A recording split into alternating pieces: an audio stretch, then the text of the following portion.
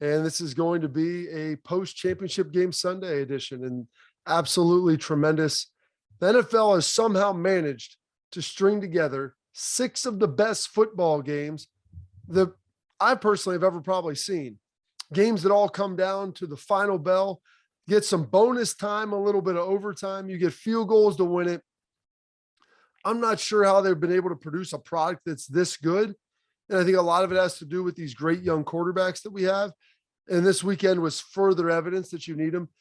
But if you want to talk about a league that is able to put a stranglehold on our viewership eyeballs and to be able to put a stranglehold on media rights in a world where we have to DVR everything, once again, the NFL comes through big and gives us 2 of the best games that you are going to see. Big time stars, big markets, small markets, phenomenal offense, some big defensive plays, really, really good games. There weren't really any games that were marred by calls or long delays or anything like that. There were no players sitting out for COVID. They were able to put together a phenomenal product here to close out the season. I only hope here in a couple of weeks that the Super Bowl is going to be this good, because if it is, that will be the most remarkable 3-weekend stretch. I know there's the bye week, but it'll be the most remarkable 3-weekend stretch that you could probably see. And so we've had 6 good ones. Hopefully we get a 7th and they don't crap out on that, because everybody now is used to watching these elite quarterbacks and watching Joe Burrow and Matt Stafford duel this thing out. 2 guys who went number 1 overall in their respective drafts. One guy who was the chosen one, the promised one his entire career. Another guy that had to transfer and battle his way through, ultimately winning a Heisman and going to a franchise that, frankly, a lot of people don't want to go to. And Mike Brown, at the end of the game, they're sitting there doing the trophy ceremony and presentation. The stuff on social media was fantastic about, sounding like going to one more game. Oh, we got to pay for it. It sounded like you have to pay for another flight and you got to handle all this stuff. Like it's going to cost more money to go to the Super Bowl.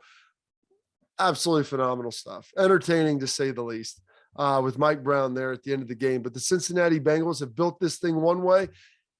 The Los Angeles Rams have built it a complete another way. Cincinnati doesn't bring in big free agents. They'll bring in some guys here and there, but a lot of their stuff they build through the draft. The LA Rams, they've punted on the draft, especially on their first round picks. We'll get into this and continually break it down, but they don't have another first round draft pick for 3 years. And you look at bringing in Jalen Ramsey, trading for Matt Stafford. They traded for Brandon Cooks a while back, brought in Von Miller, giving up picks for him. Like they have gone all in.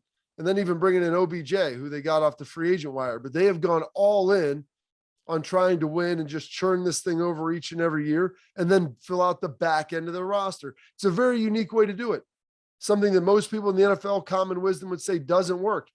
And I guess I hearken back to, you look when the Washington tried to do this a number of years, 20 years ago, bringing in, Bruce Smith at the end of his career, Deion Sanders, all these older guys, and they couldn't really play the way that they used to, but trying to bring in some big time guys and build together a super team of older players, kind of like you see in the NBA. And then even watch the Eagles do this, probably 7, 8 years ago, 10 years ago now, where they brought in a bunch of stars and that didn't work. And so this is the first time where you watch all these guys come together. I think it works because the pieces fit well. They fit right. Matt Stafford, great dude. Von Miller bringing in Super Bowl experience, selfless guy. And then you've got the leader, Aaron Donald, who can keep everybody in check, and OBJ for all of his faults and a lot of the stuff that we talk about. The guy works hard and he wants to win. And so all of those things together, that's what's to produce the Rams. Bengals, on the other hand, like I said, drafted. They'll pick some free agent guys here and there. They'll bring in a Kendricks or, they'll bring in a Von Bell, grab Eli Apple off the scrap heap, but they're not out there typically big spenders in free agency. That's not how they operate. So it's 2 different paradigms of how to build. And now we're going to see, I don't know if we'll really find out which one works better, but we are going to get a champion from one of these 2 squads who've done it 2 completely different ways.